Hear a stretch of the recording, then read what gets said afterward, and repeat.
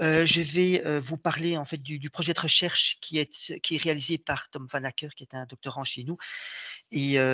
grâce à la bourse du LUP, il a pu déjà,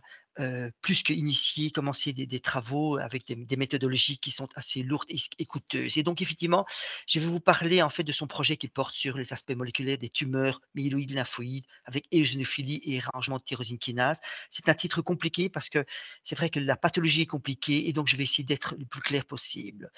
Donc en fait, c'est tout d'abord, et je vais un petit peu me concentrer sur ces diapositives pour vous expliquer le but des travaux de recherche de Tom. Ces pathologies-là rentrent dans le cadre de ce qu'on appelle les hyperéosinophilies. Donc l'hyperéosinophilie se définissant comme étant un taux d'éosinophiles qui est au moins supérieur à 1500 éosinophiles par millimètre cube et on définit soit des hyperéosinophilies HE ou des syndromes d'hyperéosinophilie HES selon qu'il y ait une atteinte fonctionnelle et ou physique d'organes, affectés par cette hyperéosinophilie, ou qui n'est pas, atteint. Dans ce cas-là, c'est une HE et parmi ces pathologies, vous avez 4 sous-types, donc notamment le sous-type héréditaire, je ne vais certainement pas m'étendre dessus, les HES ou HE secondaires provoqués liés à des parasites, liés à des pathologies tumorales secondaires comme des lymphomes, d'Hodgkin, d'autres pathologies. Il y a les idiopathiques pour lesquelles, bien entendu, aucune cause, qu'elle soit infectieuse, moléculaire, en tout cas aucune cause primaire n'est identifiée. Et vous avez le quatrième type sur lequel on se concentre, qui est ce qu'on appelle les hyperéosinophilies ou les syndromes d'hyperéosinophilie primaires, c'est-à-dire pour lesquels vous avez des altérations morphologiques et ou moléculaires qui permettent de déterminer qu'il s'agit d'une pathologie primaire clonale. Et nous allons plus spécifiquement au sein de ces pathologies-là nous allons plus spécifiquement nous concentrer sur les pathologies myéloprolifératives avec excès d'éosinophils et non pas sur le versant lymphoïde. Alors, pourquoi? Parce que ces pathologies avec excès d'éosinophils et ces pathologies tumorales avec excès d'éosinophils sont le plus souvent se manifestent le plus souvent sous forme de syndrome myéloprolifératif. Les syndromes prolifératifs les plus fréquents qui ne concernent pas le projet de Tom sont repris ici sur votre droite, mais le projet de Tom se concentre surtout sur des pathologies qui sont rares, mais qui sont très, très intéressantes à étudier parce qu'elles sont justement difficiles à diagnostiquer et qu'elles méritent vraiment d'être diagnostiquées de manière la plus précise parce que il y a des traitements adéquats ou des traitements plus spécifiques qui peuvent être donnés et donc traiter de manière adéquate et utile le patient. Alors, parmi ces pathologies qui nous intéressent, il y a une entité qui est une entité moléculaire qui est définie par le simple fait qu'on identifie par des méthodes génétiques un réarrangement d'une tyrosine kinase. Je reviendrai là-dessus, j'exemplifierai ça plus tard. Et c'est ce qu'on appelle des syndromes myéloïdes slash lymphoïdes avec éosinophiles. Alors pourquoi ces définitions compliquées? Parce que justement la présentation clinique est très hétérogène, elle est plus souvent myéloproliférative, mais elle peut se manifester sous forme d'une leucémie aiguë ou d'un lymphome agressif. Mais nous, de notre côté, on va surtout se concentrer sur le myéloïde. Mais heureusement, l'association avec un réarrangement d'une tyrosine kinase permet un diagnostic, cette fois-ci beaucoup plus précis, parce qu'il s'agit d'une entité nosologique moléculaire. Bien qu'il s'agisse d'une entité nosologique moléculaire qui est relativement bien définie, eh bien les choses sont quand même beaucoup plus compliquées. Pourquoi? Et c'est ça qu'on essaie aussi de comprendre, c'est qu'alors que finalement ces différentes tyrosines kinases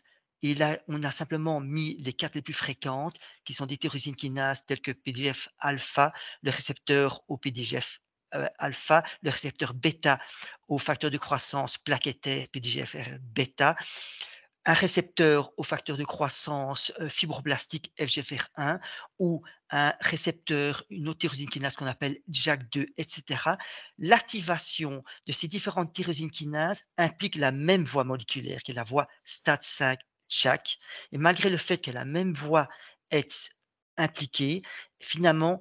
et malgré le fait que ce soit une nosologie moléculaire assez de prime abord plutôt homogène, eh bien, en fait, la présentation biologique n'est pas nécessairement la même. En effet, l'hyperéosinophilie n'est pas nécessairement présente, donc les signes d'appel classiques ne sont pas nécessairement présents et surtout, le comportement de la maladie n'est pas le même. En effet, pour ces pathologies associées à ces 2 tyrosine kinases, leur comportement est plutôt indolent et la réponse aux inhibiteurs de tyrosine kinase comme l'imatinib, qui est une molécule qu'on utilise dans la leucémie myélique chronique, la réponse est excellente. Les patients sont très, très bien contrôlés. Tandis que pour l'autre groupe, pour lesquels on observe plutôt d'autres tyrosine kinases qui sont réarrangées, ce groupe-là, il est plutôt agressif dans son comportement. Il va évoluer inexorablement vers une leucémie aiguë, alors que la présentation initiale est plutôt indolente. Et de plus, leur sensibilité thérapeutique aux inhibiteurs des tyrosine kinase est suboptimale. Donc, il y a quelque chose à comprendre derrière tout ça. L'autre volet de la recherche, c'est de s'intéresser à ce que je dirais ce qu'il y a de pire, c'est ces pathologies qui, en fait, d'un point de vue clinico-biologique, sont tout à fait similaires à ce premier volet de pathologie, mais qui en fait ne présentent pas d'anomalies moléculaires affectant une tyrosine kinase, qui sont en quelque sorte orphelins d'un point de vue moléculaire et donc pour lesquels nous n'avons pas de signature moléculaire qui permettent de faire un diagnostic et surtout qui permettent de les traiter de manière adéquate. Et donc, le but de ce projet sera d'essayer de comprendre pourquoi il y a une telle différence au sein de ce premier groupe, essayer de mieux définir ce groupe-là. Des études préliminaires ont tenté d'analyser en fait des profils mutationnels, de voir s'il n'y avait pas d'autres mutations parallèlement aux tyrosine kinases existantes pour expliquer le comportement plus agressif de celle-ci, ou des mutations qui pourraient être des signatures moléculaires de ce groupe-là, qui pour le moment est moléculairement, je dirais, négatif. Des analyses mutationnelles, donc des études mutationnelles ont été faites au préalable, mais elles sont peu légion, elles ne sont certainement pas exhaustives, et en fait, dans la plupart des cas, le profil mutationnel est soit plat, il n'y a pas d'anomalie, ou les mutations qui sont détectées, leur impact pathologique et leur pathogénicité quant au développement de ces pathologies n'est pas clair du tout. Donc, il y a beaucoup de choses à faire dans le but de mieux identifier ces pathologies et d'aider les cliniciens à mieux traiter ces patients. Et donc, le but du projet est triple et il comprend en fait d'une part un premier volet qui va concerner le groupe de ces fameux LMN et eosinophiles qui sont positifs et pour lesquels on a pu collecter à partir de nos archives et des échantillons extérieurs 12 patients. Nous sommes pour le moment encore en train de recruter d'autres patients, ce qui est assez lourd dans la mesure où ce sont des pathologies qui sont rares et que nous avons aussi besoin, bien entendu, des comités d'éthique pour pouvoir chaque fois initier l'étude de chaque cas. Mais donc, en ce qui concerne mais nous ne désespérons certainement pas d'avoir d'autres cas, et en ce qui concerne les pathologies dites TK positives, le but est en fait de décrypter en quelque sorte le paysage transcriptionnel et mutationnel de ces pathologies qui, comme je disais initialement, ont l'air d'être homogènes, mais qu'ils sont finalement restent hétérogènes, afin justement de comprendre, d'améliorer notre compréhension quant à l'hétérogénéité de ces pathologies. Qu'est-ce qui fait que certaines sont agressives, d'autres ne le sont pas? Est-ce que ce sont des mutations additionnelles, jusqu'à présent qui ne sont pas encore identifiées, ou est-ce que ce sont d'autres gènes de fusion, d'autres translocations chromosomiques associées à la translocation au gène de fusion initiale qui pourraient peut-être expliquer l'agressivité et ou la mauvaise réponse au traitement? Ou alors, est-ce que ce n'est pas simplement des modulations d'expression de gènes, en d'autres termes, des modulations d'activité de voies cellulaires qui sont différentes malgré une anomalie moléculaire initialement qui semble identique et ces modulations d'activité cellulaire différentes qui pourraient expliquer le comportement clinico-biologique différent au sein de cette entité nosologique moléculaire. Ça, c'est le premier volet du projet. Le second volet du projet, c'est là, cette fois-ci, d'essayer de comprendre, d'identifier des profils et ou des marqueurs génétiques chez les patients qui sont jusqu'à présent négatifs et donc pour lesquels un diagnostic est difficile à établir et donc un traitement précis ne peut pas être donné. Et donc dans le but d'améliorer, bien entendu, la classification de cette pathologie et bien entendu, de facto, la prise en charge clinique de ces pathologies. Jusqu'à présent, nous avons pu collecter 17 patients, mais nous sommes toujours encore en train d'en collecter plus. Et donc, le but sera, un, y a-t-il des anomalies, y a-t-il des réarrangements du tyrosine kinase qui échappent jusqu'à présent aux méthodes que nous utilisons en routine? Faut-il donc utiliser une méthode plus spécifique afin d'identifier des réarrangements de tyrosine kinase ou des activations de tyrosine kinase qui pourraient, dans ce cas-là, les classer, leur apporter une classification moléculaire? Ou y a-t-il un profil d'expression, du niveau des modulations génétiques avec des modulations d'activité qui sont soit communes à ce groupe, ce qui permettrait en quelque sorte d'en faire une entité commune en termes d'expression génétique, d'expression d'activation de voies cellulaires, ou bien est-ce que le profil d'expression génique de ce groupe-là est similaire au profil d'expression génique de ceux qui sont positifs pour une tyrosine kinase, auquel cas il y aurait un rationnel à traiter ces patients de la même manière que l'on traite actuellement ceux qui sont positifs pour une tyrosine kinase. Le troisième volet de ce projet est en fait l'idée de développer un modèle in vitro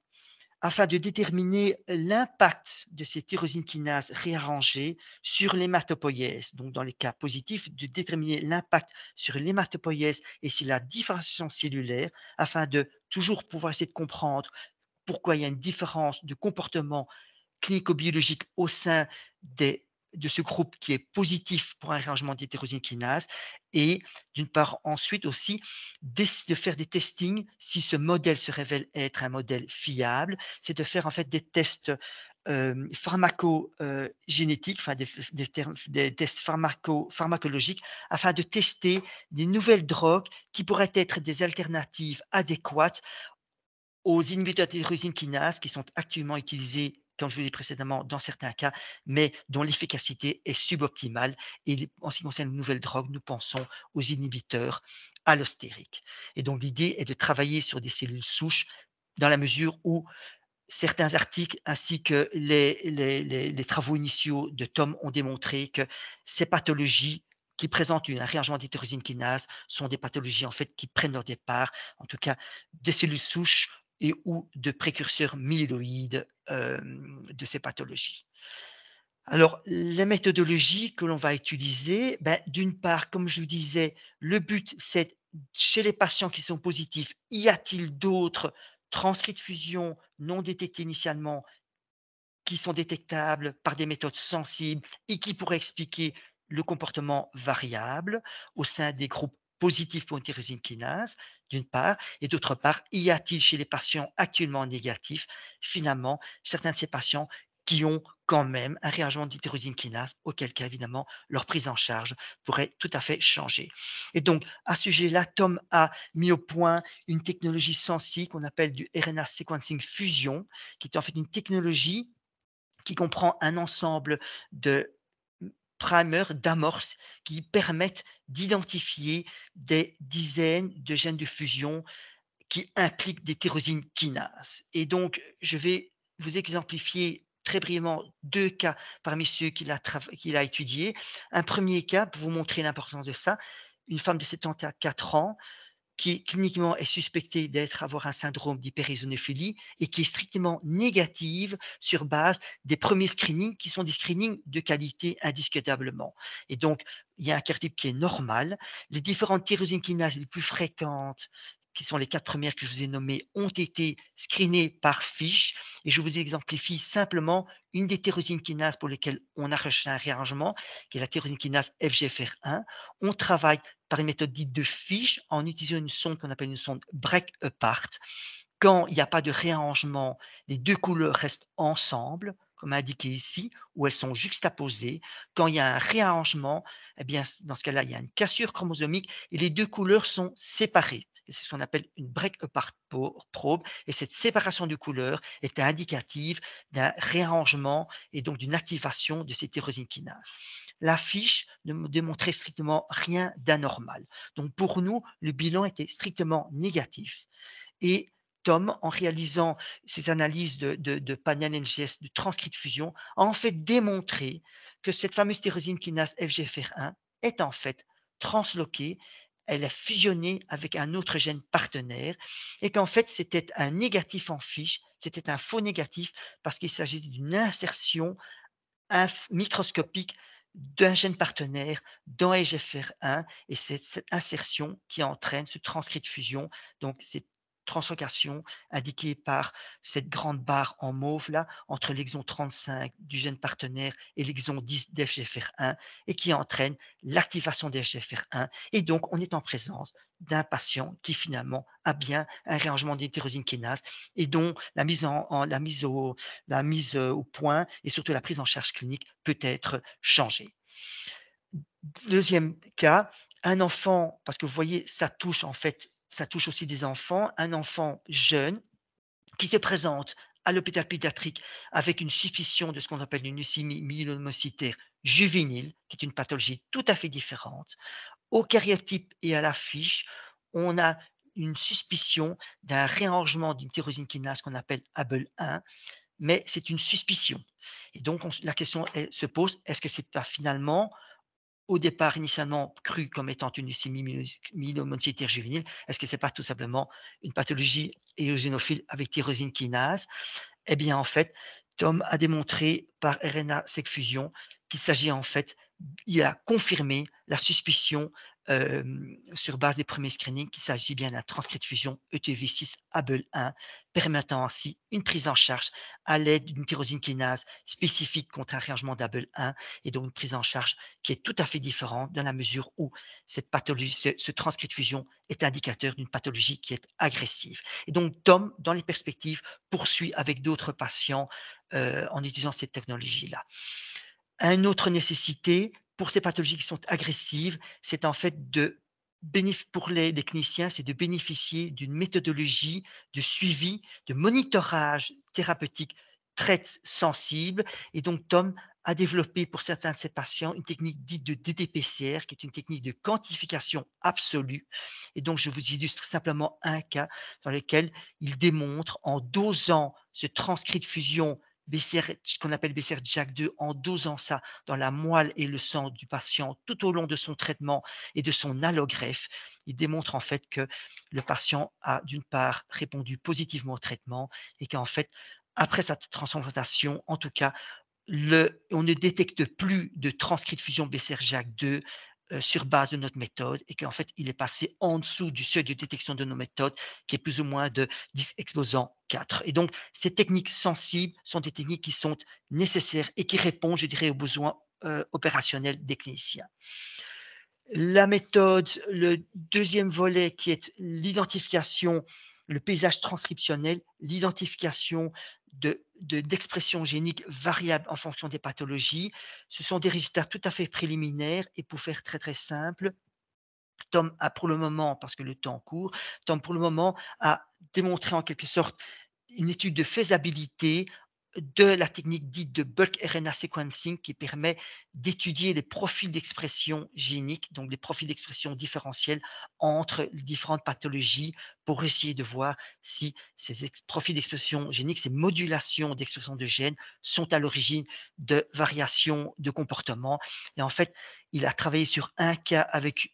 ce fameux cas de transcrit BCR-JAK2 et en fait, qui se présentait initialement comme leucémie myélique chronique. Et en fait, il démontre que ce cas qui est indiqué ici en rouge ne montre pas montre un profil qui est tout à fait différent d'une LMC conventionnelle. En revanche, le profil d'expression et le profil moléculaire est similaire, cluster comme on dit dans notre jargon, cluster est similaire avec le profil de pathologie qui sont des pathologies myéloprolifératives différentes de celles qu'on étudie, mais qui se caractérisent par une mutation de JAK2, donc par